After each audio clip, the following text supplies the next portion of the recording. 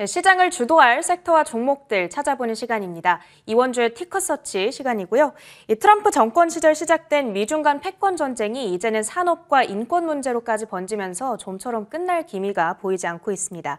그래서 오늘 이 시간에는 미국과 중국, 이 양국의 패권 다툼 속에서도 살아남을 섹터와 종목들 찾아보도록 하겠습니다.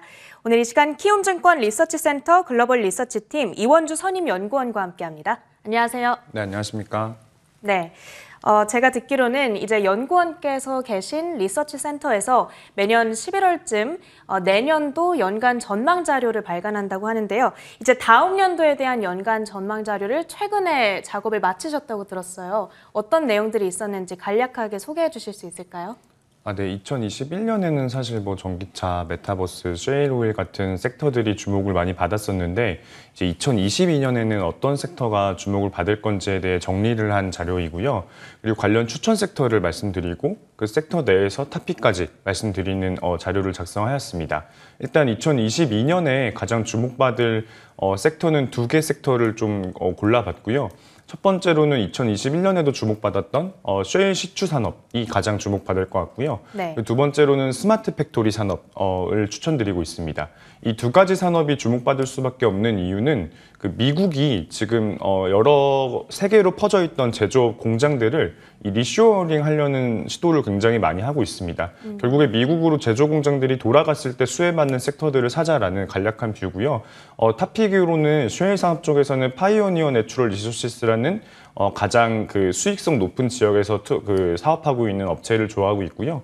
스마트 팩토리 산업에서는 이 로크웰 오토메이션이라는 이 미국 제조업 리쇼어링 과정에서 가장 수혜가 큰 업체를 말씀드리고 있습니다. 네, 오늘은 이 내용에 대해 간단히 설명드리겠습니다. 네, 좋습니다. 이 2022 연간 전망 자료 실제로 키움증권 그 웹사이트 방문하시면 누구나 다 볼 수 있게 오픈이 되어 있다고 합니다. 이 오늘 소개해 주실 종목들 말고도 여러 가지 탑픽주들이 있다고 하니까요. 궁금하신 분들께서는 들어가셔서 한번 보셔도 좋지 않을까 싶습니다. 자, 그럼 이제 이 연간 전망 자료에 대해서 좀 자세하게 분석을 들어보도록 하겠습니다.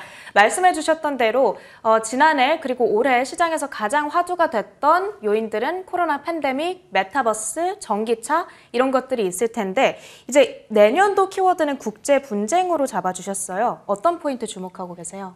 네, 사실 2018년, 19년 정도만 해도 우리가 굉장히 많은 국제 분쟁들을 눈으로 목격했었거든요. 그런데 코로나 팬데믹 상황이 벌어지면서 세계 각국들의 우선순위가 팬데믹 상황 해결로 변하게 됩니다. 그래서 우리가 잠깐 잊고 있던 건데 사실 이 코로나가 정상화되게 되면 다시 여러 국제 분쟁들이 화두가 될 수 있고요. 네. 현재로서는 지금 최근에 뉴스 같은 거 보면 사우디 아람코 공장이 예멘 반군한테 공격당했다거나 러시아의 어떤 그 우크라이나를 좀 침공하려는 계획이 있다라거나 이런 뉴스들이 생각보다 많이 나오고 있거든요. 네네. 이런 이유들이 일시적인 게 아니라 사실 근본적인 이유가 있습니다. 결국에는 미국이 패권을 예전보다 많이 잃었기 때문이고요. 미국이 전 세계의 군사력을 퍼뜨려 놔도 전 세계에서 전쟁을 이기는 상황이라면 미국이 각 국가들의 치안을 억제하면서 좀 이제 전 세계를 컨트롤할 수가 있는데 결국에 2007, 8년 금융위기 이후부터는 미국이 굉장히 중국과 러시아 같은 나라들을 대비해서 패권을 약해지면서 결국 이런 국제 분쟁들이 좀 계속 발발하고 있는 거거든요. 네. 이런 것 때문에 우리가 좀 이제 그 국제 분쟁에 좀 주목해서 봐야 된다는 말씀을 드리고 있고요. 그래서 이제 각 지역에서 좀 말씀을 드리면 대표적으로 남중국해가 지금 가장 문제입니다. 세계 무역의 3분의 1이 남중국해에서 이루어지고 있는데 근데 이제 이 지역에서 원래는 그 중국이 주장할 수 있는 영토는 그렇게 많지 않은데 이 해안의 90%를 지금 중국이 자기 영해라고 주장하고 있어요. 네. 이것 때문에 굉장히 군사적 긴장감이 높아져 있는 상태고 대표적으로 남중국해만 말씀드렸지만 여러 각 지역들에 굉장히 많은 국제 분쟁들이 있을 거다라는 말씀을 드릴 수 있겠습니다. 네, 알겠습니다. 그렇다면 이렇게 미국이 패권을 잃어가고 있는 상황에서 다시 패권을 쟁취하기 위해서 여러 가지 전략적인 노력들이 있어야 될 것 같거든요. 중국으로부터 패권을 되찾기 위한 어떤 노력들이 있는지도 짚어주세요. 네, 결국에 미국이 세계화 과정에서 이 기축통화인 달러를 너무 많이 풀었기 때문에 패권이 상대적으로 약해진 거거든요. 네. 그럼 결국 미국이 할 수 있는 건 다시 달러를 흡수하는 거고요. 트럼프 같은 경우는 이거를 무역 관세를 통해서 좀 해결을 하려고 했다라면 바이든 같은 경우는 제조업 리쇼어링을 통해 이걸 해결하려고 합니다. 결국에 세계로 퍼져 있는 공장들을 이제 내부로 돌린다라는 얘기고요. 이걸 위해서 최근에 뭐 신재생 에너지 확산이라든지 인프라 투자 같은 것들을 이야기하는 것들이 다 미국을 좀 더 좋은 제조 공장판으로 만들려는 겁니다. 네. 그래서 이 과정에서 수혜 보는 섹터들을 사야 된다라는 생각이고요. 일단 첫 번째 산업은 셰일 시추 산업입니다.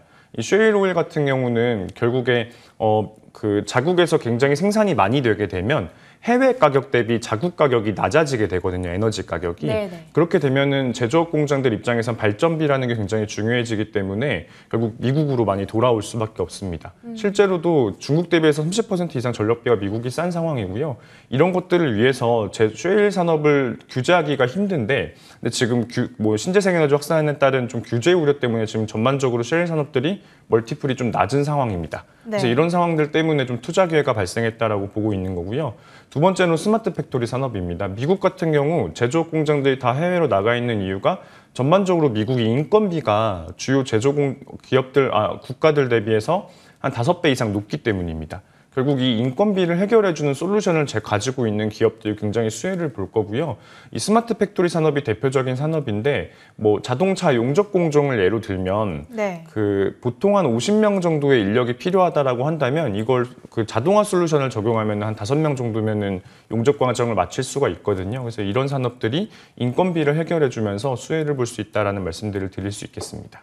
아하, 미국이 이제 패권을 강화하기 위한 전략으로 리쇼어링을 꼽아주셨는데 그 과정에서 수혜를 입을 섹터로 셰일 산업 그리고 스마트 팩토리 이 두 가지 산업에 주목을 하고 계십니다. 그러면은 이거 아까 초반에 두 가지 종목을 관련해서 언급해 주셨잖아요. 그 유망주들에 대해서도 구체적으로 분석해 주세요. 첫 번째로 파이오니어 내추럴 리소시스 조금은 생소한 종목이긴 하거든요. 네네. 네. 일단 티커는 PXD고요. 그 파이오니어 내추럴 리소시스 같은 경우는 원래 셰일 산업에서 종목을 고를 때 가장 중요한 게 어떤 수익성 높은 땅을 좀 보유하고 있냐가 굉장히 중요합니다. 왜냐하면 셰일 시추 작업이라는 게 그 좀 오일리한 셰일층이 잘 많이 있어야 되고, 그리고 네. 셰일 시추 작업 과정에서 이제 물이 필요하기 때문에 근처에서 물을 싸게 끌어당길 수가 있어야 수익성이 굉장히 높게 나오거든요. 근데 파이오니어 내추럴 리소시스 같은 경우는 이 가장 수익성 높은 퍼메인 미드랜드 분지에 가장 많은 땅을 100% 보유하고 사업을 진행하고 있기 때문에 이제 가장 수익성이 높은 업체이고요. 주로 뭐 그 경쟁사들 대비해서 에비타 마진 기준으로 20% 이상 높습니다. 그래서 파이오니어 내추럴시스 그 셰일 산업 쪽에서는 탑픽으로 말씀드리고 있고요. 두 번째로 스마트 팩토리 산업에서는 이 로크웰 오토메이션이라는 기업이 미국 제조업 리쇼어링 과정에서 가장 수혜가 클 것 같습니다. 일단 뭐 제일 잘하는 건 사실 유럽의 지멘스나 ABB 같은 업체들인데, 네. 이 업체들은 유럽 업체들이다 보니까 아무래도 미국 쪽 비중이 낮아서 미국 쪽 비중이 높은 업체를 사는 게 이 미국 제조업 리쇼어링 과정에서 중요할 거고요. 그래서 이제 로컬 오토메이션 같은 경우는 북미 매출 비중이 60%에 달하기 때문에 가장 수혜가 클 거고, 그리고 미국 업체들 중에서도 이 공정 자동화 매출 비중이 높아야 사실 이런 그 스마트 팩토리 산업 성장의 수혜를 강하게 누릴 수 있을 겁니다. 근데 이제 로컬 오토메이션이 뭐 여러 경쟁사인 허니웨이 인터내셔널이나 뭐 에머슨 일렉트릭스 같은 업체들보다 공정 자동화 매출 비중이 100%이기 때문에 굉장히 높습니다. 그래서 이제 이런 두 업체가 스마트 팩토리나 셰일 산업 성장에 가장 수혜를 볼 것으로 예상하고 있습니다. 네, 알겠습니다. 오늘 분석해 주신 두 가지 종목은 PXD, 파이오니어 내추럴 리소시스, 그리고 ROK, 로크웰 오토메이션 이 두 가지 종목이었습니다. 내년도 가장 큰 수혜가 기대되는 연구원님의 탑픽주였으니까요. 꼭 기억해 주시길 바라겠습니다. 오늘 이 시간은 키움증권 리서치센터 글로벌 리서치팀 이원주 선임연구원과 함께했습니다. 고맙습니다. 네, 감사합니다.